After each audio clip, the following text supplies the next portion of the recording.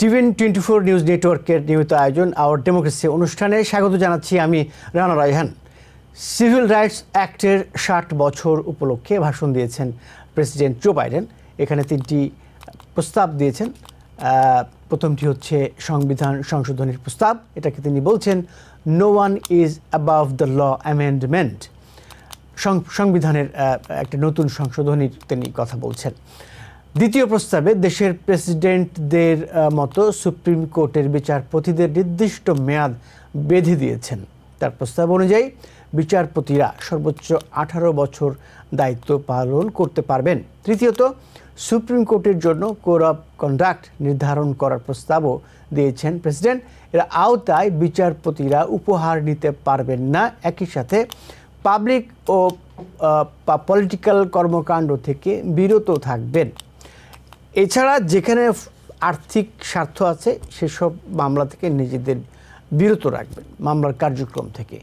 এরকম code of conduct, supreme কোর্টের code of কন্ডাক্টের তিনি কথা বলছেন। আমরা জানি এরই মধ্যে সুপ্রিম কোর্টের একটি কোড অফ কন্ডাক্ট তারা গ্রহণ করেছেন, এই কয়েকদিন আগেই একটি আছে এরই মধ্যে। এছাড়া দেখছি ফ্লোরিডার পাম বিচে এক অনুষ্ঠানে সাবেক প্রেসিডেন্ট ডোনাল্ড ট্রাম্প খ্রিশ্চান ভোটারদের উদ্দেশ্য করে বলেছেন, তিনি বিশেষ করে খ্রিশ্চান ভোটারদের উদ্দেশ্য করে বলছেন এবারের মতো কেন্দ্রে গিয়ে ভোট দিন, আগামী 4 বছর আপনাদের আর ভোট দিতে হবে না। এটা তো খুব স্বাভাবিক বিষয়, ভোট দিতে হবে না প্রেসিডেন্ট নির্বাচনে অন্তত। ট্রাম্প আরও বলেন, আমি খ্রিশ্চানদের ভালোবাসি, তাকে কোট করছি বা একটু অনুবাদ করেই বলছি তার কথাটা, এবং আমি নিজেও একজন খ্রিশ্চান, ডোনাল্ড ট্রাম্পের ভাষায়। আগামী নভেম্বরে প্রেসিডেন্ট নির্বাচনে জয় পেলে যাদের এদেশে লিগ্যাল স্ট্যাটাস নেই বা অবৈধভাবে আছেন, তাদের সন্তান জন্ম নিলে জন্মসূত্রে নাগরিকত্ব পাওয়ার অধিকার বাতিল করবেন প্রেসিডেন্ট। সেই সময় তিনি বলছেন এটা ডোনাল্ড ট্রাম্প দায়িত্ব নেওয়ার প্রথম দিনই এ বিষয়ে আদেশ দেবেন বলে প্রতিশ্রুতি দিয়েছেন তিনি। এইটি প্রজেক্ট 2025 পরিকল্পনার অংশ বলেও বিভিন্ন সূত্র থেকে জানা যাচ্ছে। এর মধ্যে vice president Kamala Harris president নির্বাচনের প্রতিদ্বন্দ্বিতায় নামার পর নির্বাচনী জরিপেও পরিবর্তন আসতে দেখা যাচ্ছে। চলতি মাসের 22 থেকে 24 তারিখে রেজিস্টার্ড ভোটারদের মধ্যে করা ফক্স নিউজের জরিপে দেখা যাচ্ছে মিশিগান, পেনসিলভেনিয়া ট্রাম্প ও কামালা হ্যারিস দুজনের পক্ষেই সমর্থন 49% করে। এইগুলো নিয়ে আমরা আজকে আলোচনা করব। আমার সাথে আছেন সৈয়দ মাহমুদুল্লাহ, সিনিয়র সাংবাদিক, আপনাকে স্বাগত জানাচ্ছি। ধন্যবাদ। আর স্বাগত জানাচ্ছি doctor Nakibur Rahman, associate professor, finance, university of north Carolina, আপনাকেও স্বাগত জানাচ্ছি। ধন্যবাদ। আমি শুরুতেই যাব সৈয়দ মাহমুদুল্লাহর কাছে। সিভিল রাইটস অ্যাক্ট উপলক্ষে যে ভাষণ দিয়েছেন, সেই ভাষণের 3টি প্রস্তাব যেটি আগে উল্লেখ করেছি। প্রথমটি যেটাকে তিনি বলছেন no one is above the law amendment, অর্থাৎ সংবিধানের একটি তিনি সংশোধনী নিয়ে আসবেন, যেখানে সাবেক প্রেসিডেন্ট হোক যে হোক তা তিনি আইনের ঊর্ধ্বে নয়, এরকম একটি সংশোধনী তিনি নিয়ে আসবেন। এইটা এই দেশের প্রায় 250 বছরের স্বাধীনতা আর 2 বছর পরে হতে যাচ্ছে। এই এতদিন পরে কেন করতে হচ্ছে সৈয়দ মাহমুদুল্লাহ? আপনাকে অনেক ধন্যবাদ, আপনার দর্শক শ্রোতাদের সবাইকে। এটা একটা অত্যন্ত গুরুত্বপূর্ণ প্রশ্ন আপনি করেছেন, এতদিন পরে কেন করতে হচ্ছে। এটা কোনো দেশে এই ধরনের সংশোধনীর দরকার আছে? এটা মানে আইনের চোখে সবাই সমান, নিশ্চয়ই এটা সব দেশে আছে, এই দেশের কনস্টিটিউশন সবাই আছে বলে আইনের চোখে সবাই সমান মানে হচ্ছে কেউ বিচার ঊর্ধ্বে থাকতে পারে না। এটা আলাদাভাবে কেন বলা হচ্ছে? এই রিসেন্টলি সুপ্রিম কোর্ট মানে 6-3 মেজরিটিতে 6 জন কনজারভেটিভ বিচারক, মেজরিটিতে চিফ জাস্টিস রবার্ট সেটা লিখেছেন। তাতে তারা বলেছেন যে প্রেসিডেন্টকে ইমিউনিটি দেওয়া হয়েছে, মানে প্রেসিডেন্ট তার দায়িত্ব পালনকালে, রাষ্ট্রপতি থাকাকালে তিনি যেসব কাজকর্ম করেন সেগুলাকে প্রায় সর্বাংশে, একবারে শতকরা 100% না হলে প্রায় সর্বাংশে মানে ইমিউনিটি দিয়ে দেওয়া হয়েছে, তার মানে বিচার রুট দিয়ে। এটার জন্য তিনি সেই সময় যত কাজকর্ম করবেন, সেই কারণে তাকে জবাবদিহি করতে হবে, জবাবদিহিতার ঊর্ধ্বে থাকবেন তিনি। এইটার পর পর তখন একটা প্রশ্ন এসেছিল, একজন প্রশ্ন করলো এই ব্যাপারে, তাহলে তিনি প্রেসিডেন্ট তার বিরোধী দলের কাউকে খুন করার জন্য অর্ডার দিয়ে দিলেন, রাষ্ট্রীয় বাহিনীকে লেলিয়ে দিলেন, তাদেরকে যে খুন করলেন সেটাও কি? এখন কথা হচ্ছে, চিফ জাস্টিস রবার্ট যে রায় লিখেছেন, তিনি হচ্ছেন যে প্রেসিডেন্টরা যদি এইটা না দেওয়া হয়, তাহলে রাষ্ট্রপতির পদ মেয়াদ শেষে তাকে ডজন ডজন অসংখ্য মামলার সম্মুখীন হতে হবে, তার বিভিন্ন কার্যকলাপের জন্য তবে জবাবদেহি করতে হবে। যুক্তরাষ্ট্রের ইতিহাসে কখন আমরা দেখেছি যে চিফ জাস্টিস রবার্ট তো একজন এমিনেন্ট জুরিস্ট, তিনি দীর্ঘদিন থেকে চিফ জাস্টিস, তিনি কখন দেখেছেন এই দেশের ইতিহাসে কখন কোন রাষ্ট্রপতিকে তার রাষ্ট্রপতি থাকাকালে কোন কাজের জন্য সঙ্গত কাজ, বা কোন কোন রাষ্ট্রপতি অসঙ্গত কাজও করে থাকতে পারেন? যেমন জুনিয়র বুশ, তিনি তার আমলে মিথ্যা কথা বলে ইরাকের উপর আক্রমণ করা হয়েছিল এবং যুক্তরাষ্ট্রেরই অনেক লোক সে কারণে তাকে নিন্দা করেছেন, কিন্তু সেটার জন্য মানে আরব আমেরিকানরা, ইরাকি আমেরিকানরা, আমেরিকার যারা সিভিল সোসাইটির লোকরা, মানে তারা কেউ কখনো তার বিরুদ্ধে মামলা করেছে? কখনো করেছে কোন প্রেসিডেন্টের বিরুদ্ধে? বলে তিনি এই খোঁড়া যুক্তি উত্থাপন করে প্রেসিডেন্টকে এই মানে ব্যাপক ভিত্তিক প্রায় প্রায় বিচার রুটে তিনি দিয়েছেন। মানে হচ্ছে ওই যে একজন বলেছেন, তিনি যদি একজনকে খুন করার নির্দেশ দেন, সেটাও কি বিচার রুটতে হবে? সেটাও কি তাকে বিচার মুক্ত রাখবে? এই ধরনের ব্যাপার হয়ে গেছে। সেই জন্য প্রেসিডেন্ট বাইডেন আজকে প্রস্তাব করেছেন, প্রেসিডেন্টের ট্রাম্পের কারণে এইটা হয়েছে। প্রেসিডেন্ট ট্রাম্পের তিনি মানে ওয়াশিংটন ডিসিতে ক্যাপিটাল মানে যুক্তরাষ্ট্র কংগ্রেস ভবন, যেটা যুক্তরাষ্ট্রের পার্লামেন্ট, তার 1 মাইল দূরে একটা বিরাট জনসভায় তার সমর্থকদের বক্তৃতা করলেন 6 জানুয়ারি 2020 সাল, এবং তাদেরকে বললেন ক্যাপিটাল ভবনে যাও, এবং তারা ভবনে যাও কি ওখানে মোয়া খাওয়ার জন্য, চা কফি খাওয়ার জন্য পাঠিয়েছিলেন তাদেরকে, প্রটেস্ট করার জন্য। কনস্টিটিউশনাল একটা সাংবিধানিক কাজ করছে ভিতরে বসে।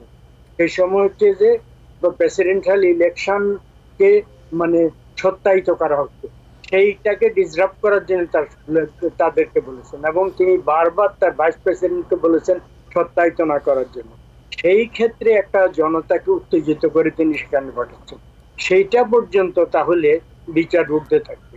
তার বিরুদ্ধে কোন মানে রাষ্ট্রপতি হিসাবে কয়েকদিন আগে দেখলাম কোন দেশে যেন রাষ্ট্রপতি, ইসরায়েলের রাষ্ট্রপতি কয়েক বছর আগে তার এক কর্মচারীকে রেপ করেছিল বলে তার বিরুদ্ধে অভিযোগ, এবং সেই রাষ্ট্রপতি ক্ষমতাচ্যুত হয়েছে সেই দেশের, এবং তাকে জেল খাটতে হয়েছে।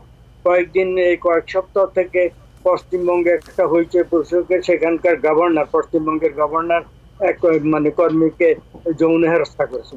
তো এগুলো কোন, তাহলে যুক্তরাষ্ট্রের প্রেসিডেন্ট থাকা অবস্থায় কেউ যদি মানে মানে কাউকে যৌন হেনস্থা করে, কাউকে প্রহার করে, কাউকে অবমাননা করে, মানে এটা তার রাষ্ট্রপতির দায়িত্ব না, রাষ্ট্রপতির দায়িত্ব বহির্ভূত অপকর্ম করে, সেটাও বিচার উঠতে থাকবে।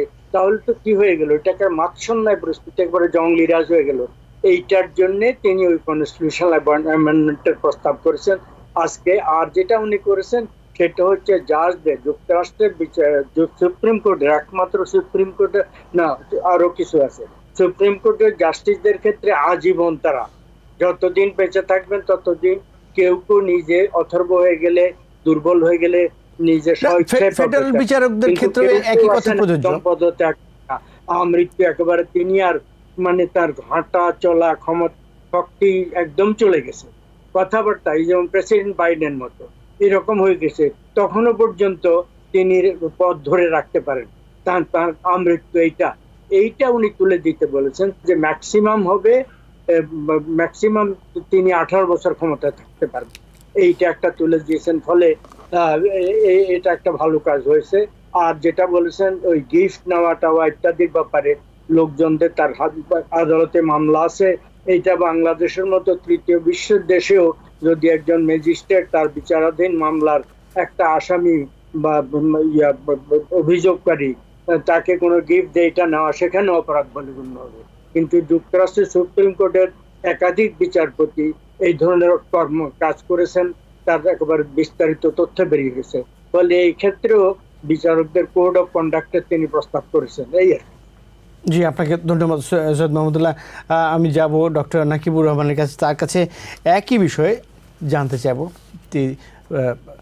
প্রেসিডেন্ট জো বাইডেন তিনটি প্রস্তাব দিয়েছেন।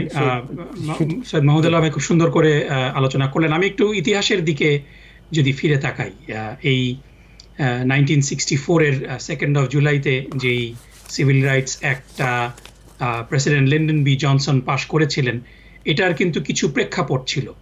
যে 1954 সালে ব্রাউন ভার্সেস বোর্ড অফ এডুকেশনের যেই ঐতিহাসিক রায়, যেটা স্কুল ডিস্ট্রিক্টগুলোতে রেশিয়াল সেগ্রিগেশনকে বন্ধ করে দিয়েছিল। তারপরে 1963 সালে মার্টিন লুথার কিং এর যে মার্চ অন ওয়াশিংটন, সেখানে লক্ষ লক্ষ লোক ওয়াশিংটন ডিসিতে জড়ো হয়েছিল চাকরি এবং অন্যান্য ক্ষেত্রে ডিসক্রিমিনেশন বন্ধের জন্য। তার পরিপ্রেক্ষিতেই প্রেসিডেন্ট জন এফ কেনেডি সিদ্ধান্ত নিয়েছিলেন, এই কাজ শুরু করেছিলেন সিভিল রাইটস অ্যাক্টের পাশের জন্য। কিন্তু দুর্ভাগ্যজনকভাবে তিনি 1963 সালে নভেম্বর মাসে আততায়ীর বুলেটে নিহত হয়েছেন। তারপরে তার vice president Lyndon B Johnson take over করার পরে এই বিলটা নিয়ে তিনি কাজ করেছেন দীর্ঘদিন, এবং জুলাই মাসের 2 তারিখে, সো আমরা এক্স্যাক্টলি 60 বছরে কিন্তু পদার্পণ করছি এই বিলের। সো সেই বিলের আলোচনাটাই আজকে, সেই বিলের পরিপ্রেক্ষিতে কিছু অ্যামেন্ডমেন্ট নিয়ে আজকে জো বাইডেন আলোচনা করেছেন। আমরা যদি একটু ফিরে তাকাই, যে এই বিলটার মূল উদ্দেশ্য ছিল যে কোনো ধরনের বৈষম্য হবে না চাকরির ক্ষেত্রে, কাজের ক্ষেত্রে, তাদের বর্ণ কিংবা তাদের অরিজিন কিংবা তাদের ধর্মীয় বিশ্বাস। এই কারণে দীর্ঘ 60 বছর পেরিয়ে গেলেও কিন্তু আমরা দেখি যে বিভিন্ন জায়গায় কিন্তু এই বৈষম্যগুলো বিদ্যমান। আমি অপ্রাসঙ্গিক হলেও আমি একটু বলে নিতে চাই যে আমরা যে জন্মভূমিতে আমরা জন্মগ্রহণ করেছি বাংলাদেশে, সেখানে এরকম একটা বৈষম্যের বিরুদ্ধে কিন্তু আন্দোলন শুরু হয়েছে, এবং সেই আন্দোলন দমন করার জন্য সরকার যেভাবে নিরীহ ছাত্রদেরকে হত্যা করছে, এটা নিন্দা জানানোর ভাষা আমার নেই। এবং তারপরও ইন্টারনেট বন্ধ করে দিয়ে এখনো বিভিন্ন উপায়ে এই ছাত্রদের উপরে দমন নিপীড়ন চলছে। এটা অচিরেই বন্ধ হওয়া উচিত, এবং এই ছাত্র হত্যার সাথে যারা জড়িত তাদের সবাইকে বিচারের আওতায় এনে তাদের পদত্যাগে যেন তারা বাধ্য হয়, আমি এই জন্য উদাত্ত আহ্বান জানাচ্ছি। সো আমি এখানে যেটা মনে করি যে এই লিন্ডন বি জনসনের সিভিল রাইটস অ্যাক্টের সাথে অনেকগুলা কিন্তু সিমিলারিটি আমরা দেখি জো বাইডেনের সাথে। আপনাদের মনে আছে যে লিন্ডন বি জনসন ছিলেন ওয়ান অফ দ্য প্রেসিডেন্টস যিনি প্রেসিডেন্ট থাকা অবস্থায় রি ইলেকশন সিক করেননি সেকেন্ড টার্মে। তিনি তার ভাইস প্রেসিডেন্ট হামফ্রিকে নমিনেট করার জন্য তিনি বেসিক্যালি নির্বাচন না করার সিদ্ধান্ত নিয়েছিলেন। সো আমরা এবছরও কিন্তু একটা এরকম সিগনিফিকেন্স দেখছি যে প্রেসিডেন্ট জো বাইডেন তিনি লিন্ডন বি জনসনের পদাঙ্ক কিন্তু তিনি অনুসরণ করছেন। তিনি নির্বাচন না করার সিদ্ধান্ত নিয়েছেন। তার বিভিন্ন অজনপ্রিয় কার্যক্রমের কারণে নির্বাচনে তার জয়লাভের কোনো পাথওয়ে বেসিক্যালি কিন্তু ছিল না, এবং এমনটা কিন্তু লিন্ডন বি জনসনের জন্য হয়েছিল। যদিও তিনি সিভিল রাইটস অ্যাক্ট পাশ করে বিরাট জনপ্রিয়তা অর্জন করেছিলেন, কিন্তু তারপর ভিয়েতনাম যুদ্ধের প্রেক্ষাপটে কিন্তু তিনি সমস্ত জনপ্রিয়তা হারিয়েছিলেন। সিমিলারলি আমরা যদি দেখি যে ডোনাল্ড ট্রাম্পের 4 বছরের পরে জো বাইডেন অর্থনীতিকে একটা জায়গায় নিয়ে পৌঁছেছেন, যেরকম মুদ্রাস্ফীতির হার, ইনফ্লেশন একেবারে ব্যাপক হারে বেড়ে গিয়েছিল, সেটাকে সহনীয় পর্যায়ে নিয়ে এসেছেন। For the first time Dow Jones 40,000 exceed করেছে আমাদের ক্যাপিটাল মার্কেট, এবং S&P এবং ন্যাসড্যাক রেকর্ড পরিমাণ যেই লেনদেন হচ্ছে, এগুলা অবিস্মরণীয় অবদান জো বাইডেনের। যেভাবে লিন্ডন বি জনসনের সিভিল রাইটস অ্যাক্ট এবং অন্যান্য অবদানগুলোও ছিল, কিন্তু ভিয়েতনাম যুদ্ধ কিন্তু লিন্ডন বি জনসনের সমস্ত অবদানকে ম্লান করে দিয়েছিল। তেমনিভাবে জো বাইডেনেরও মিডল ইস্ট পলিসি, এই গাজা যুদ্ধে তার নীরবতা এবং ইসরায়েলকে যে অনুদানগুলো অব্যাহত রাখা, অস্ত্র প্রদান করা, এ কারণে কিন্তু তারও জনপ্রিয়তা হ্রাস হয়ে গিয়েছে। এবং একটা সিমিলারিটি আমি দেখতে পাচ্ছি, যেভাবে তিনি হাম্প্রির কাছে নমিনেশন হস্তান্তর করেছেন, তেমনিভাবে তার ভাইস প্রেসিডেন্ট কামালা হ্যারিস এবার প্রিজাম্পটিভ নমিনি, এখনো পর্যন্ত এটা কনফার্ম হয়নি, কিন্তু এটা pretty much written on the wall. So এই একটা আমি সিমিলারিটি দেখছি। এবং আরেকটা সিমিলারিটি, মানে এটাও কাকতালীয় হতে পারে, আমি এটা বলেই শেষ করছি যে সে বছরও কিন্তু কনভেনশন হয়েছিল ইলিনয়তে, শিকাগোতে। এবছরও ডেমোক্রেটিক পার্টির কনভেনশন কিন্তু সে জায়গায় হবে। সুতরাং আমরা আশা করছি যে যদিও ইলেকশনের আউটকামটা ছিল ডিফারেন্ট, রিপাবলিকান নমিনি জয়লাভ করেছিল, আমরা আশা করি হয়তো সেটা এবার হবে না। আমি এতটুকু বলে এখানে শেষ করছি।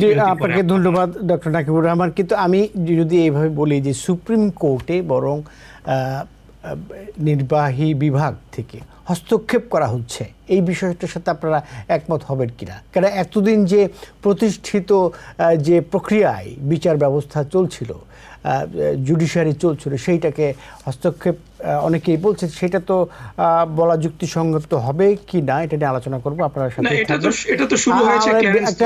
বিরোধী থেকে ফিরে এসে আমরা আলোচনা করবো।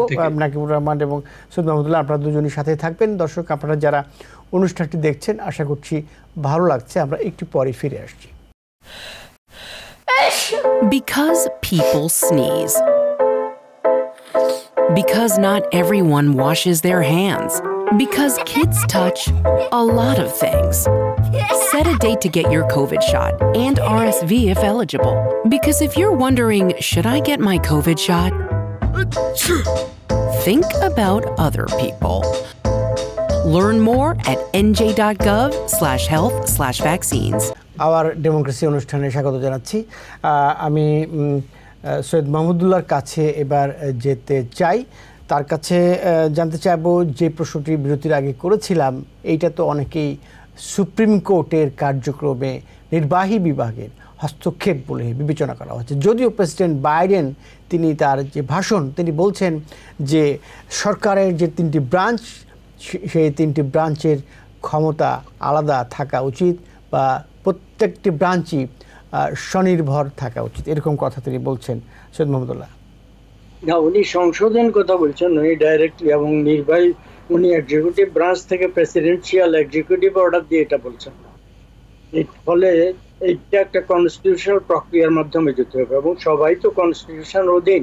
যেমন আমরা বলি যে বিচার বিভাগ, আইন প্রণয়ন বিভাগ, লেজিসলেচার এবং এক্সিকিউটিভ 2টা আলাদা আলাদা, 3টা আলাদা সত্তা, এবং তারা মানে তাদের নিজ ক্ষেত্রে স্বাধীন। এটা যেমন সত্য, তেমনি ভাবে বিচার বিভাগ তো অন্য 2 বিভাগের সমস্ত কার্যকলাপ বিবেচনা করে দেয়, তারা কোনটা ঠিক করেছে কোনটা ঠিক করেনি এটা।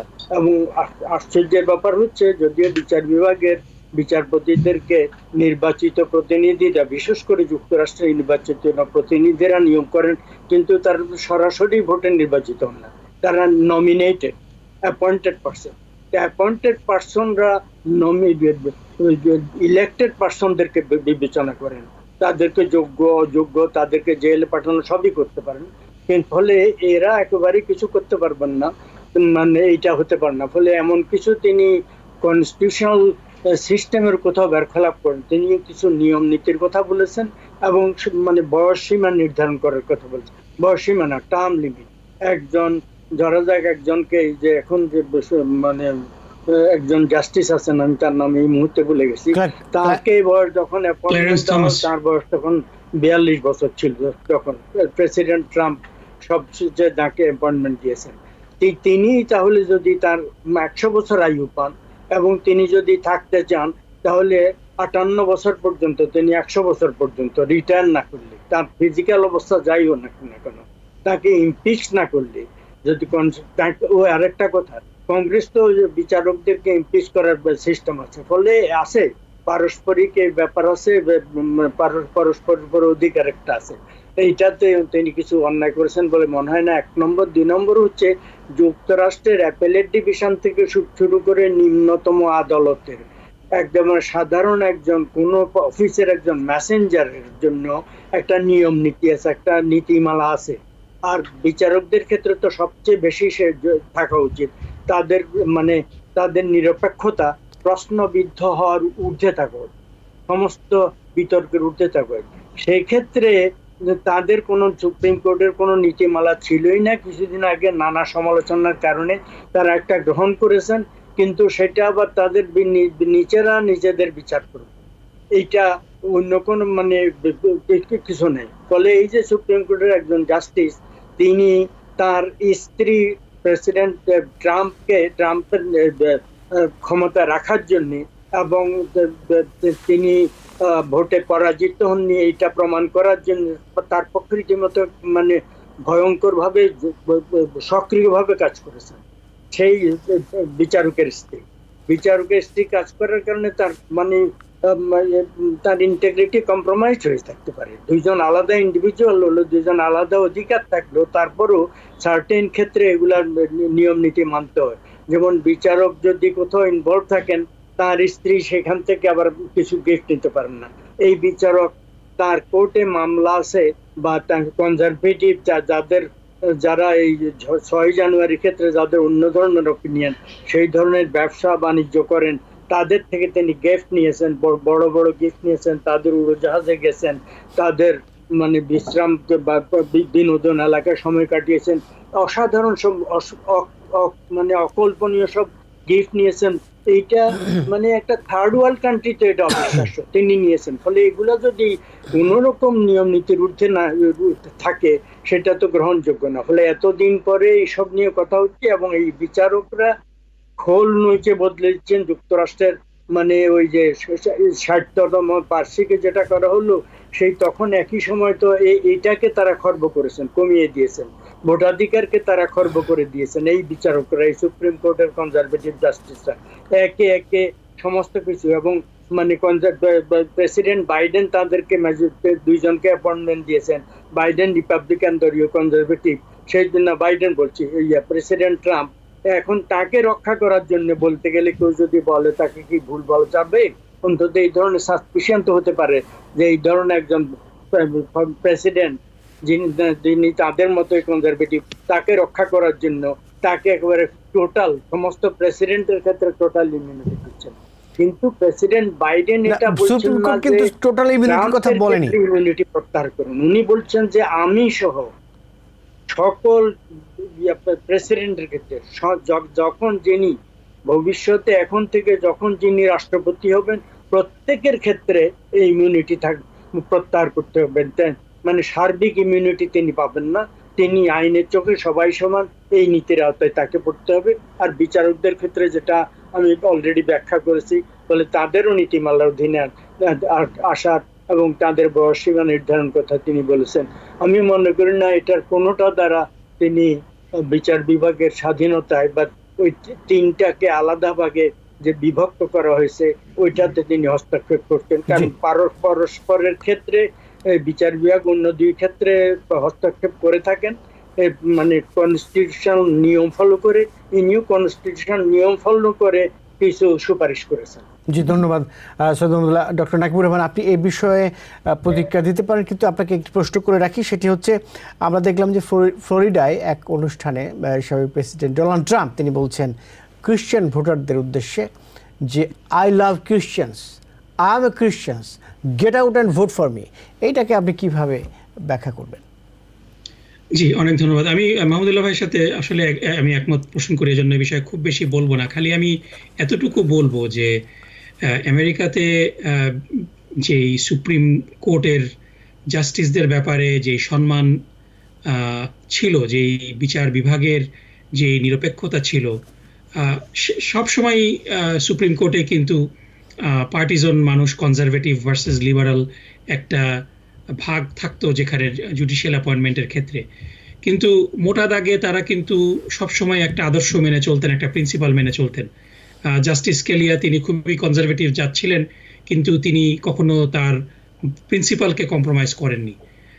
আমরা প্রথম দেখলাম যে জাস্টিস ক্লারেন্স থমাসকে যখন জর্জ বুশ অ্যাপয়েন্টমেন্ট দিয়েছিল, সেই সময় থেকে that was A tainted appointment, এবং সেখান থেকে কিন্তু একেবারে এক্সট্রিম পার্টিজন পলিটিক্সটা শুরু হয়ে গেল। শুধুমাত্র তিনি যে পলিটিক্সে অন্তর্ভুক্ত ছিলেন তা না, জিনি থমাসের কথা মাহমুদুল্লাহ ভাই বললেন যে জানুয়ারি 6-এর রায়টের সাথে এদের ইনভলভমেন্ট ছিল, শুধু তাই না, একেবারে অর্থনৈতিক অস্বচ্ছতা, বিভিন্ন রকম অর্থনৈতিক সুবিধা ভোগ করে ভুল রিপোর্ট দেওয়া, এটার যদি কোনো জবাবদিহিতা না থাকে তাহলে কিন্তু হবে না। সুতরাং এই অ্যামেন্ডমেন্টটা খুবই যুক্তিযুক্ত, কিন্তু এটা পাশ হবে কিনা আমি জানি না।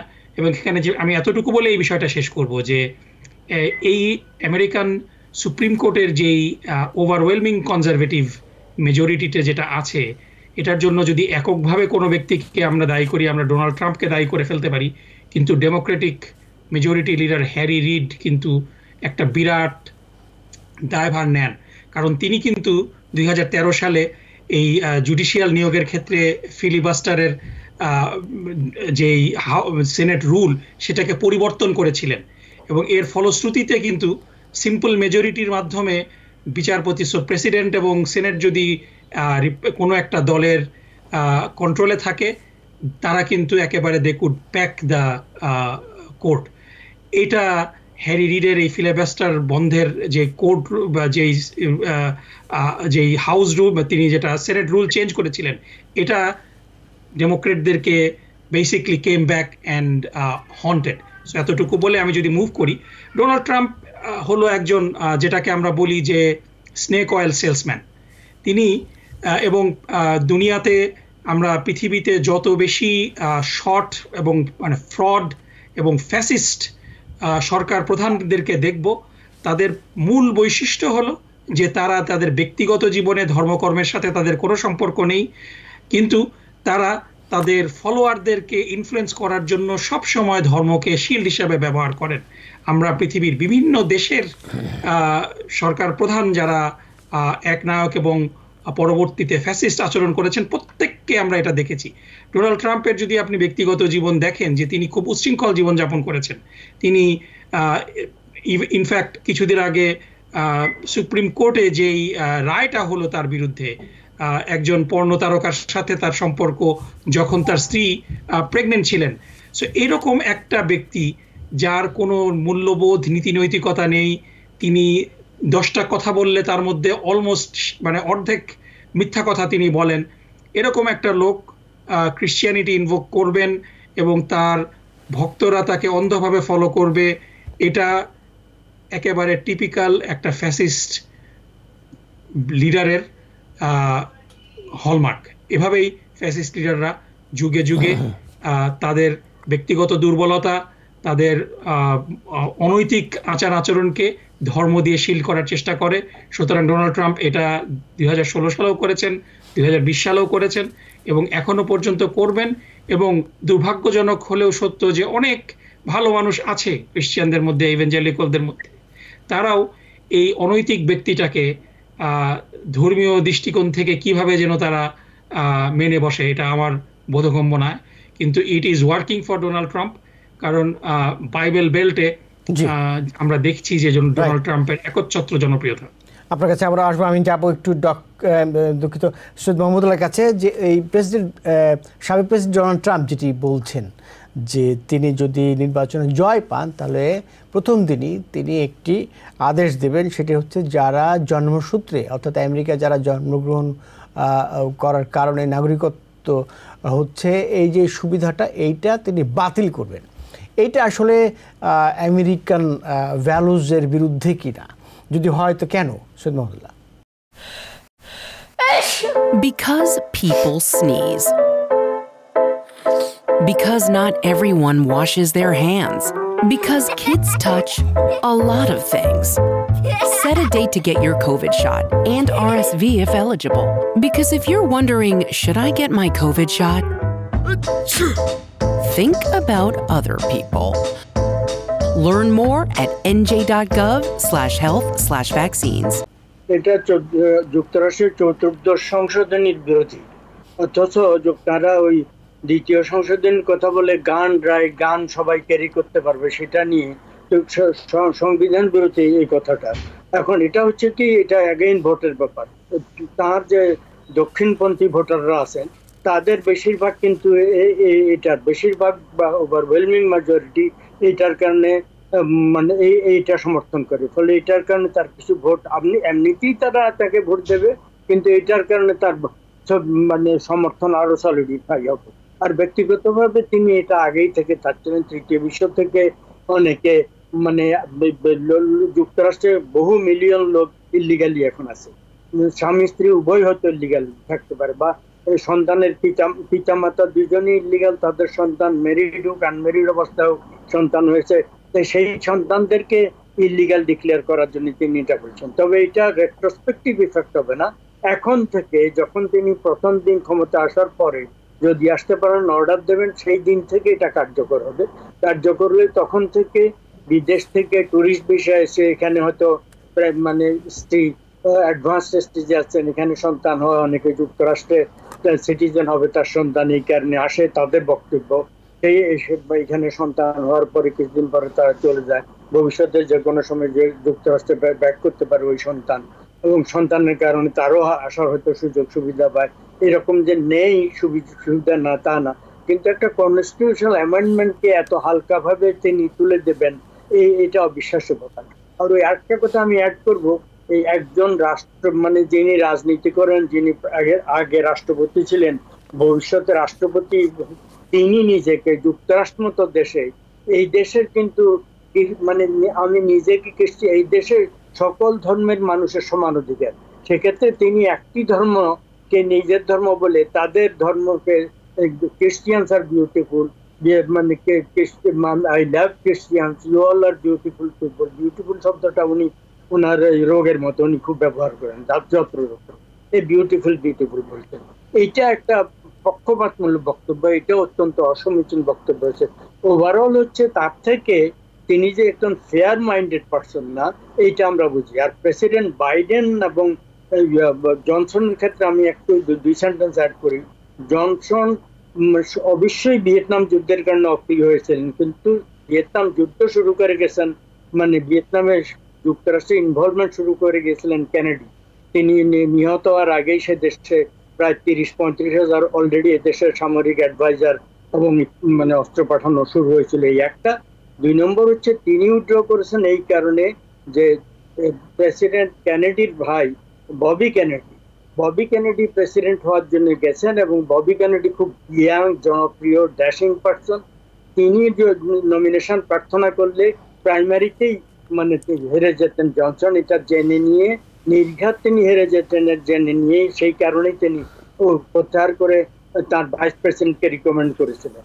ববি কেনেডি আত্মতাইরাতে নিহতার কারণেই পরে সুযোগ পেয়েছিলেন মানে হামফে ক্যান্ডিডেট হওয়ার জন্য। এইটা একটা কথা আমি বলা প্রয়োজন মনে করি। বাংলাদেশের কনটেক্সটে একটা বলতে চাই যে বাংলাদেশের যে ছাত্র আন্দোলন করছিল ওইটা বৈষম্য বিরোধী আন্দোলন ছিল না, ওইটা ছিল যে তারা বলছে যে কোটাটা সরকারি জবের 56% একেবারে রিজার্ভ করে রেখেছে। এখানে সৈয়দ মাহমুদুল্লাহ আপনাকে একটি তথ্য দিই, সেটা হচ্ছে যে ঠিক আছে আপনি প্রসঙ্গটা তুলে ভালো করেছেন। আপনাকে আমেরিকায় যেমন আছে অ্যাফার্মেটিভ অ্যাকশন আছে ইউনিভার্সিটি ভর্তির ক্ষেত্রে, চাকরির ক্ষেত্রে, এবং আছে হচ্ছে ইকুয়াল এমপ্লয়মেন্ট অপরচুনিটি অ্যাক্ট, এইটা কিন্তু আছে। এইসব আইনগুলো কিন্তু আমেরিকায় যেটা হয় যে খুবই প্রয়োগ করা হয় এবং মেনে চলা হয়। এইসব ক্ষেত্রেগুলো কোটা ব্যবস্থা যেটি, সেইটা হয়তো নাই আমেরিকা ওইভাবে, কিন্তু এই আইনগুলো আছে। এই ধরনের আইন কোটা ব্যবস্থায় আমেরিকাতে ছিল, সাম্প্রতিককালে কিছু রহিত করা হয়েছে। এটা হচ্ছে এই অ্যাফার্মেটিভ অ্যাকশন, কালোরা কৃষ্ণাঙ্গরা মানে চাকরি বাকরি শিক্ষা দীক্ষা বিভিন্ন ক্ষেত্রে বঞ্চিত হওয়ার কারণে ওই জনসন আমলেই মানে শুরু থেকে শুরু করে এই কোটা ব্যবস্থার মতো একদিন কোটা ফিগার দিয়ে দেন। ফলে টপ ইউনিভার্সিটি থেকে শুরু করে কলেজে একটা এলাকায় কৃষ্ণাঙ্গ লোক বেশি থাকে, কিন্তু শ্বেতাঙ্গ এলাকায় তাদের থেকে ওখান থেকে বাসে করে নিয়ে শ্বেতাঙ্গ প্রধান এলাকায় ছাত্রদেরকে নিয়ে গেছে, এইরকম বাসিং ছিল। এই হার্ভার্ড ইউনিভার্সিটি থেকে টপ ইউনিভার্সিটিগুলোতে একটা মোটামুটি ভাবে অলিখিত কোটা রয়েছিল যে অশ্বেতাঙ্গদের জন্য এত পার্সেন্ট মোটামুটি আমরা দেব। ফলে ছিল এই সুপ্রিম কোর্ট, এই বর্তমান সুপ্রিম কোর্ট সেটা রহিত করে দিয়েছে। ফলে কোটা ব্যবস্থা বাংলাদেশে ছিল মুক্তিযুদ্ধে 71 সালে যারা, তাদের জন্য একসময় 30% ছিল, কিন্তু স্বাধীনতার 52-53 বছর পর পর্যন্ত তাদের সন্তানরাও প্রায় এখন সরকারি চাকরি করার বয়স নেই। নাতিদের আমলে পর্যন্ত সেটা বহাল থাকবে ওই পরিমাণে, সেইটা মানে বৈষম্য বিরোধী ছাত্ররা নিশ্চয়ই ওই কোটাও তুলে দেওয়ার তারা কথা বলে, তারা ওটাকে কমানোর কথা বলে। 56% টোটাল মুক্তিযোদ্ধাদের ক্ষেত্রে ওই কোটা 30%, এগুলাকে কমিয়ে আনার কথা তারা বলেছে। 18 সালের আন্দোলনও তোলার কথা বলে নেই, প্রধানমন্ত্রী বলেছেন আমি বিরক্ত হয়ে তুলে দিয়েছি। শেষ পর্যন্ত সেটা 93-7% এরকম একটা ব্যাপারে মেধার ভিত্তিতে 93% নিয়োগ হবে বাংলাদেশে। আমি ডক্টর নাকিবুর রহমানের কাছে যাব। সেটি হচ্ছে যে আমরা দেখছি যে কামালা হ্যারিস প্রতিদ্বন্দ্বিতায় নেমেছেন এবং তার প্রচার দল থেকে বিভিন্ন ধরনের রেকর্ড এর কথা বলা হচ্ছে, অর্থ সংগ্রহ থেকে শুরু করে। আবার দেখছি যে মিশিগান ও পেনসিলভেনিয়ার মতো সুইং স্টেটগুলো, যেগুলোতে ব্যাটল গ্রাউন্ড স্টেট বলা হচ্ছে, যেগুলোতে কামালা হ্যারিস এবং ডোনাল্ড ট্রাম্প দুজনই জনপ্রিয়তার ক্ষেত্রে যে পোলগুলো দেখা যাচ্ছে, সবশেষ ফক্স নিউজের একটি জরিপে দুজনই 49% সমর্থন পাচ্ছেন। এক্ষেত্রে কামালা হ্যারিস কি গেইন করতে পারবেন কিনা, এই জায়গাটা কাজে লাগাতে পারবেন কিনা? জি, অনেক ধন্যবাদ। আমি জাস্ট ছোট্ট একটা কথা বলে আমি আপনার প্রশ্নের উত্তরের দিকে যাচ্ছি যে বার্থরাইট সিটিজেনশিপের কিন্তু হাতে কম আছে। জি জি আমি 1 মিনিটে শেষ করব। সো বার্থরাইট সিটিজেনশিপের কথা আলহামদুলিল্লাহ সুন্দর করে বলেছেন মাহমুদুল্লাহ ভাই, যে 14th অ্যামেন্ডমেন্ট এটা খুব সহজে চেঞ্জ করা যাবে না। কিন্তু আমি জাস্ট শেয়ার করতে চাই যে 2021 সালে টেক্সাসের কংগ্রেসম্যান ব্রায়ান ব্যাবেন কিন্তু একটা আইন প্রস্তাব করেছিল, যেটা নাম্বার হলো HR 140, যেটা নাম হলো বার্থরাইট সিটিজেনশিপ অ্যাক্ট। সেখানে তিনি প্রস্তাব করেছিলেন যে যারা অবৈধভাবে আমেরিকাতে আছে তাদের সন্তানরা এই দেশে জন্মগ্রহণ করলেও যেন বার্থরাইট সিটিজেনশিপ না পায়। এবং সেখানে 31 জন রিপাবলিকান কংগ্রেসম্যান কিন্তু এটার কো স্পন্সর করেছিল, কিন্তু ইভেন রিপাবলিকানরাই কিন্তু এটার বিরুদ্ধে ভোট দিয়ে এটা একেবারেই পাস হয়নি। সুতরাং ডোনাল্ড ট্রাম্পের জন্য এক্সিকিউটিভ অর্ডার দিয়ে বার্থরাইট সিটিজেনশিপ ক্যান্সেল করা, এটা ডেফিনেটলি এটা সংবিধান পরিপন্থী এবং এটা করা যাবে না। সো আপনি যেটা বললেন যে ডেফিনেটলি জো বাইডেনের campaign was dead on the water, এটার মধ্যে কোনো রকম জীবন খুঁজে পাওয়া যাচ্ছিল না। কিন্তু যখন তিনি নির্বাচন থেকে নিজেকে সরিয়ে নিলেন, তখন কিন্তু আমরা দেখলাম যে এই ক্যাম্পেইন একটা নতুন প্রাণ পেল। যদিও কামালা হ্যারিসের প্রার্থিতা এখনো he is presumptive nominee, he is not a confirm nominee. ডিএনসির শিকাগোর কনভেনশনে এটা ফাইনাল হবে। এখানে আমরা যেটা দেখছি যে তিনি কিন্তু বিভিন্নভাবে রিচ আউট করছেন, স্পেশালি মিশিগান, যেখানে মুসলিম ভোটটা একটা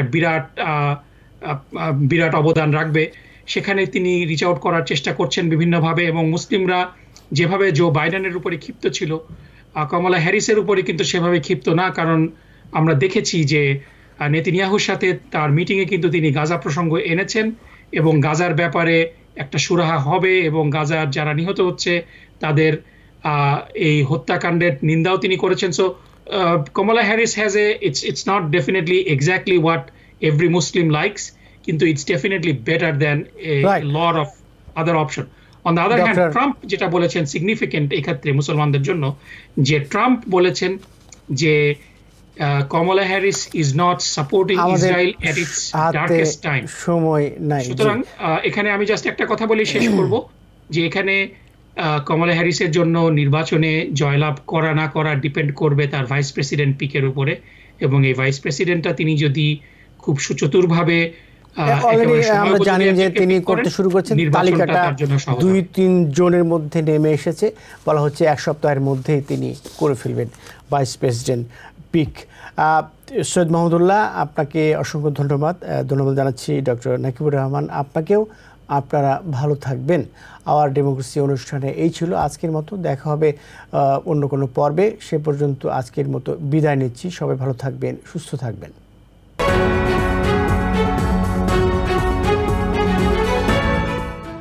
TBN 24 টেলিভিশন দেখতে আজই কল করুন 7187776556। লগ ইন করুন www.totalcablebd.com।